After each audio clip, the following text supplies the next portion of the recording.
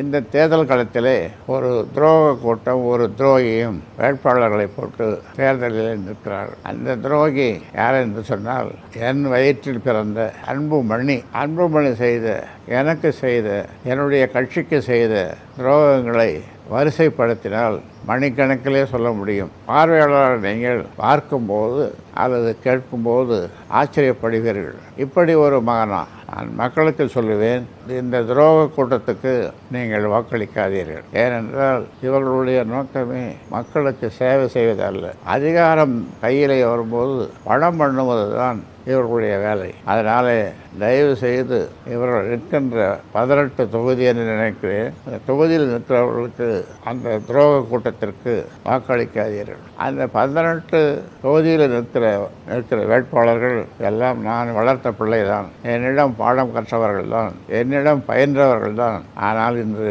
பணத்திற்காக அணி மாறி அங்கே அன்புமணியிடம் போய் நிற்கிறார்கள். அவர்களுடைய நோக்கமெல்லாம், அவர்கள் சொல்வதெல்லாம் அதிகாரம் இருந்தால்தான் மக்களுக்கு சேவை செய்ய முடியும். ஆனால் உண்மையிலேயே அதிகாரம் இருந்தால்தான் மக்களுக்கு சேவை செய்ய முடியும் என்பது உண்மைதான். ஆனால் இவர்களுடைய நோக்கம் அதிகாரத்தை பெற்று மக்களுக்கு சேவை செய்வதல்ல, பணம் பண்ணுகிற வேலையைத்தான், அந்த கலையைத்தான் இவர்கள் கற்றிருக்கிறார்கள். இதிலிருந்து மக்களுக்கு தெரிவது இவருடைய நோக்கம் மக்களுக்கு சேவை செய்வதல்ல.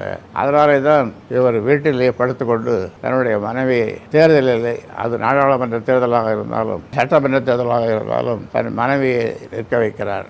இவர் நேராக களம் காண வேண்டியது தானே. பாராளுமன்றத்திலேயும் நாடாளுமன்றத்திலேயும் இவர் சில நாட்கள் தான் அங்கு சென்றார். ரொம்ப குறைவு, இந்தியாவிலேயே ரொம்ப குறைவாக இந்த இரு அவைகளுக்கும் சென்றது இவர்தான். இந்த மாதிரியான பயிற்சியை நான் கொடுக்கவில்லை. நான் கொடுத்த பயிற்சி மக்களுக்கான பிரச்சனைகள் ஏராளமாக இருக்கின்றன. அந்த பிரச்சனைகளை நாடாளுமன்றத்திலோ அல்லது சட்டமன்றத்திலோ பேச வேண்டும், வெளிக்கொண்டு வர வேண்டும் என்பதுதான். நேர்மாறாக டெல்லிக்கு போனால்தானே பேசுவதற்கு, போகாமல் இங்கே இருந்து கொண்டு இந்த ஆள் பிடிக்க வேலை, அப்பனுக்கு பங்கு வைத்த சொப்பன் என்று சொல்லுவார்கள். எனக்கு உழவு பார்த்த பிள்ளை என்று சொல்லுவதற்கு எனக்கு வெட்கமாக இருக்கிறது.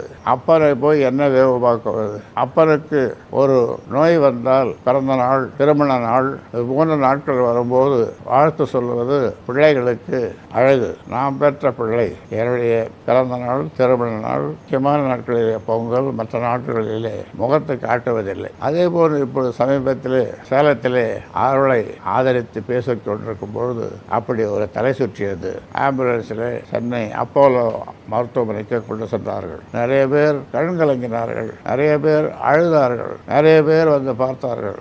ஆனால் இவர் தொலைபேசியிலும் பேசவில்லை, வந்தும் பார்க்கவில்லை. இதிலிருந்து நீங்கள் தெரிந்து கொள்வது, உயிருக்கு போராடி கொண்டிருந்த என்னை ஒரு சொல் கேளீர் என்று சொல்லுகிற மாதிரி ஒரு வார்த்தை எப்படிப்பா இருக்க அப்படி என்று கேட்கவில்லை. இப்படி பல தருணங்கள் இவருடைய குணாதிசயங்கள் ஏராளம். அது முழுதும் சொன்னால் இதை கேட்பவர்கள் அல்லது பார்ப்பவர்கள் உங்கள் வளர்ப்பு சரியில்லை அப்படி என்று சொல்லுவீர்கள். உண்மைதான். ஆனால் உண்மையும் அல்ல. நான் சரியாகத்தான் வளர்த்தேன். இடையிலே தான் இந்த தடுமாற்றம். அதனால் இந்த நேரத்தில் நான் வாக்காளர் பெருமக்களுக்கு சொல்லிக்கொள்ள விரும்புகின்றேன். குறிப்பாக இந்த துரோகி கும்பல் போட்டியிடுகின்ற 18 தொகுதிகளில் இவருக்கு, இந்த கும்பலுக்கு வாக்களிக்க வேண்டாம் என்று நான் அன்போடு கேட்டுக்கொள்ளுகின்றேன். குறிப்பாக இந்த 18 தொகுதிக்கு அன்புமணி போட்டியிடுகிற அந்த தொகுதிகளிலே வாக்களிக்காதீர்கள் என்று சொல்வது கேட்பவர்களுக்கு அல்லது உங்களுக்கு கசப்பாக இல்லையா?